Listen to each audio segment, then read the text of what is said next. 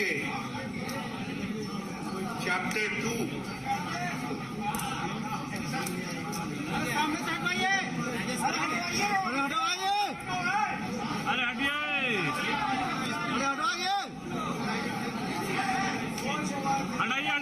Media के साथी कृपया अपने जगह पर बैठ जाएं।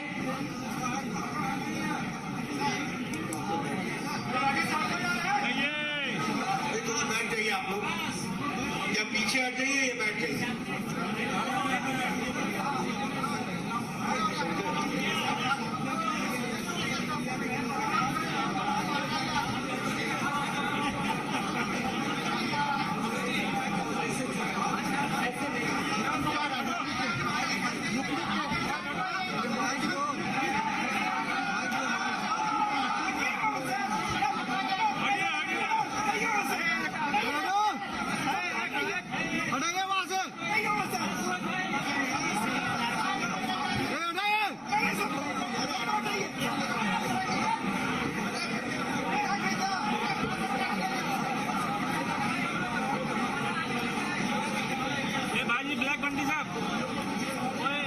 आज के इस कार्यक्रम में मंच पर उपस्थित हमारे भारतीय जनता पार्टी के प्रदेश के अध्यक्ष, जुझारू अध्यक्ष डॉक्टर संजय जायसवाल जी, हमारे बिहार के उप मुख्यमंत्री सम्माननीय तारकिशोर प्रसाद जी, बिहार की उप मुख्यमंत्री बहन श्रीमती रेणु देवी जी, भारत सरकार में मंत्री और हमारे वरिष्ठ सहयोगी श्री गिरिराज किशोर जी, श्री गिरिराज सिंह जी, हमारे भारत सरकार में मंत्री नित्यानंद राय जी, हमारे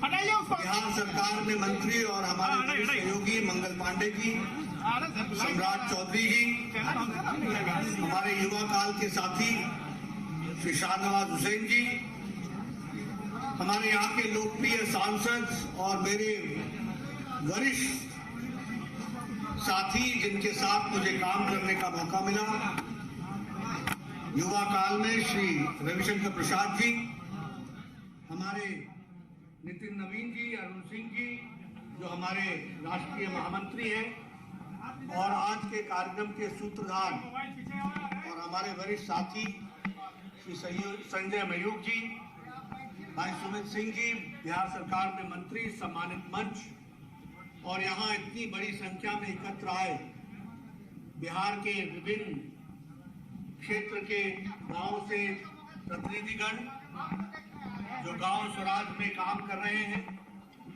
और हमारे मीडिया के साथी, प्रिंट मीडिया, इलेक्ट्रॉनिक मीडिया के मेरे साथी। मुझे खुशी है कि जब मैं पटना आया हूं तो मुझे संजय मयूख जी ने ये रैंडम वेरिएबल फाउंडेशन की तरफ से ये ग्राम स्वराज की दृष्टि से जो चैप्टर 2 ग्राम संसद का चैप्टर 2 है उसमें आने का मौका दिया, और यहाँ आप सब लोगों के साथ ग्राम संसद में ग्राम के विषयों को, ग्रामीण विषयों को लेकर के मुझे बताया गया है कि गहन चर्चा और चिंता होने वाला है। बैठिए ना आप लोग, हटिए ना पैसा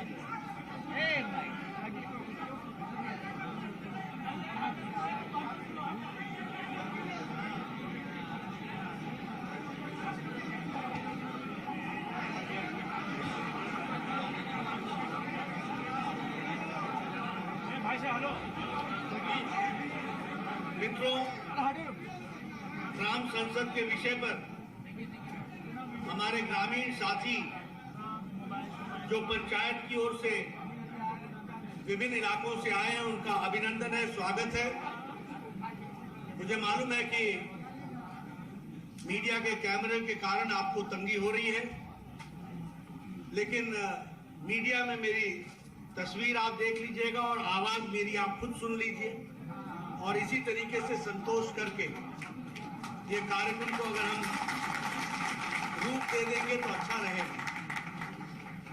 मित्रों, जहां तक ग्राम स्वराज की कल्पना के विषय है, हमारे बीच में भारत सरकार में ग्रामीण विकास मंत्री श्री गिरिराज सिंह जी हैं। वो आगे चल करके आपको बड़े विस्तृत और तफसील से बताएंगे। लेकिन ग्राम स्वराज की कल्पना जो महात्मा गांधी जी ने रखी थी, उसको वैचारिक पृष्ठभूमि पर उसको अमली जामा पहनाते हुए एक रूप देने का काम किया है, तो वो भारतीय जनसंघ और भारतीय जनता पार्टी के नेताओं ने किया है। ये मुझे चर्चाएं बहुत हुई। कभी कांग्रेस पार्टी ने कोऑपरेटिव फार्मिंग की बात की, कभी कांग्रेस पार्टी ने कलेक्टिव फार्मिंग की बात की। लेकिन किसान, गांव, गरीब की अंतरात्मा को पहचानने का जो विषय आया, उसमें कहीं ना कहीं उनकी सोच सतही तौर पर रह गई और गांधी की कल्पना ग्राम स्वराज की, उसको साकार करने में वो असमर्थ रहे।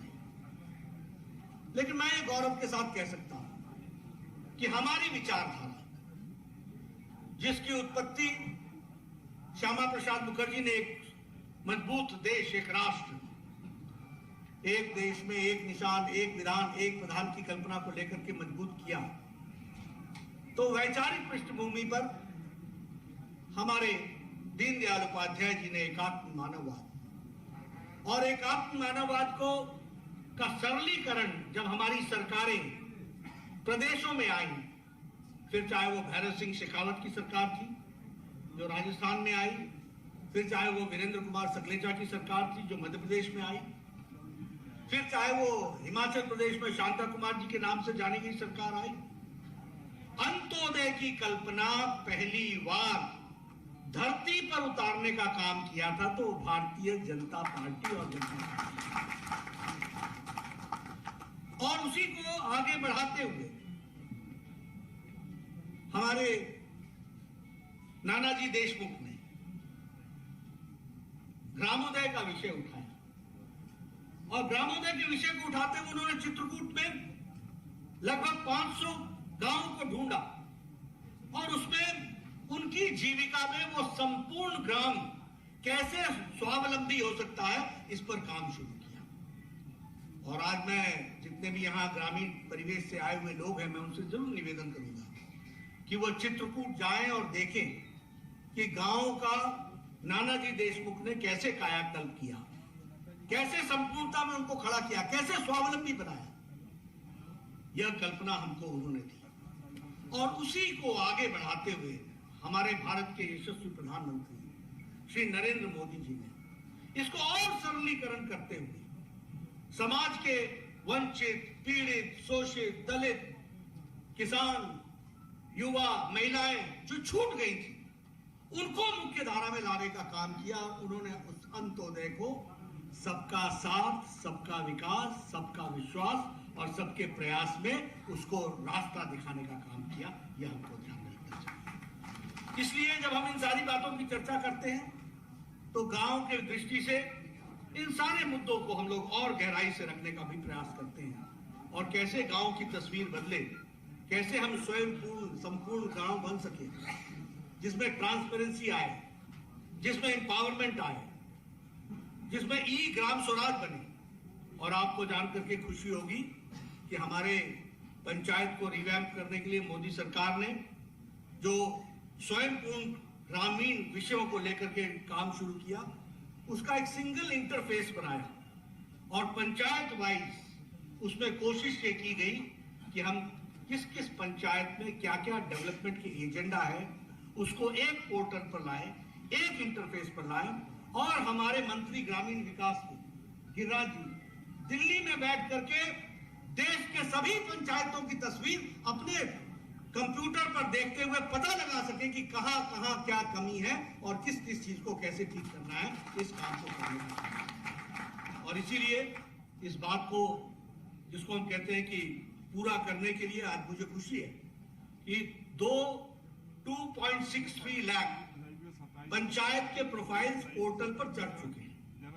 और आपको जानकर के खुशी होगी कि राष्ट्रीय ग्राम स्वराज अभियान, इसके लिए 5.9 थाउजेंड करोड़ रुपीस एलोकेट किया गया है। 5.9 करोड़ 1000 करोड़ रुपीस इसके लिए रखा गया है। और इसमें जो हमारे इलेक्टेड रिप्रेजेंटेटिव्स हैं, जो 60 लाख हैं, और जो फंक्शनरीज हैं, जो स्टेक होल्डर्स हैं, उनको इस काम के साथ जोड़ा गया है। ये हमको ध्यान रखना चाहिए। मैं जब ग्राम विकास की बात करता हूं तो दो बातें हैं। एक, जमीन से कैसे गांव की तस्वीर बदले, उसका प्रयास गांव के लोग करते हैं। दूसरा, उस विकास के क्रम में सरकार का आर्थिक पक्ष क्या रहता है। मुझे आज ये आपके साथ शेयर करने में खुशी होती है कि आज पंचायतों को सीधा पैसा जाने की व्यवस्था तो की ही गई है, लेकिन पंचायतों को जाने वाला पैसा 5 गुना बढ़ा दिया है मोदी सरकार ने। ये भी हमको ध्यान रखना है। एक समय में पर पर्सन पर ईयर 52 रुपीस खर्च होते थे, आज 674 रुपीस पर पर्सन पर ईयर खर्च होता है। ये भी हमको ध्यान रखना है। हम लोगों ने कभी नहीं सोचा था कि स्वामित्व योजना लागू होगी और गांव की प्रॉपर्टी भी हमारे को उसका कोई कार्ड मिलेगा और उसमें हमको प्रॉपर्टी कार्ड मिलेगा। गांव, आपको मालूम है, गांव एक इकट्ठा बस्ता है और उसमें किसी की प्रॉपर्टी को किसको या बैंक को दिखाना चाहें तो वो उसका उपयोग नहीं कर सकती। लेकिन आज मुझे खुशी है कि लगभग 1.5 लाख विलेजेस इसमें कवर हो चुके हैं, 85 लाख लोगों को प्रॉपर्टी कार्ड मिल चुका है और 41,236 गांव में जाकर के ये ड्रोन से स्वामित्व योजना के माध्यम से उनकी प्रॉपर्टीज को डिजिटली ले आकर के खड़ा किया है, जो एक बहुत बड़ा इंस्ट्रूमेंट, अस्त्र आपके सामने उसमें से निकला है। इस बात को भी हमको ध्यान रखना चाहिए। 2.2 करोड़ प्लॉट्स जो हैं वो इसमें डिजिटल हो गए हैं। ये भी हमको ध्यान रखना चाहिए।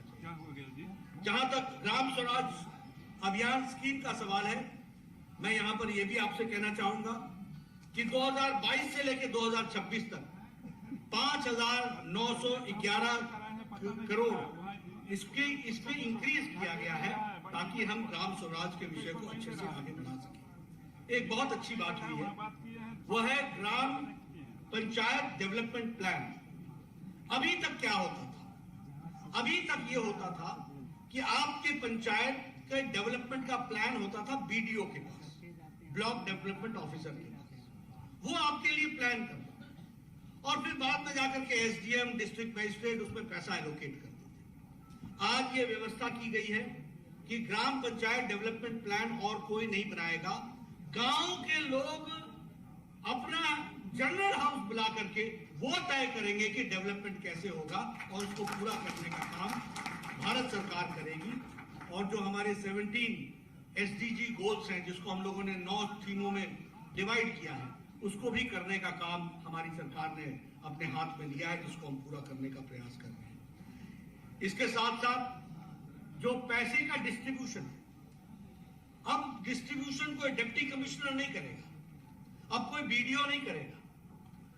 और कई बार प्रधानमंत्री जी पूछते हैं ना, ये कौन सा वो खुरचन थी जो 1 रुपए चलता था तो 85 पैसा बीच में खर्च हो जाता था। अब ये नहीं होगा। अब public finance management system develop किया गया है और 1,77,000 ग्राम पंचायत फाइबर इंटरनेट से जुड़ गए हैं और अब डिजिटल पेमेंट शुरू हो गई है और डायरेक्ट पेमेंट शुरू हो गई है। इस बात को बिल्कुल यह बनीता है। और मैं इसके साथ साथ बहुत सी बातें आपके साथ शेयर भी करना चाहता हूं।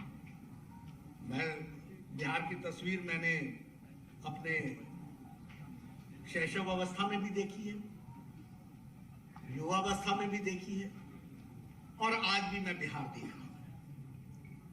मैं गांव की तस्वीर भी देख रहा हूं।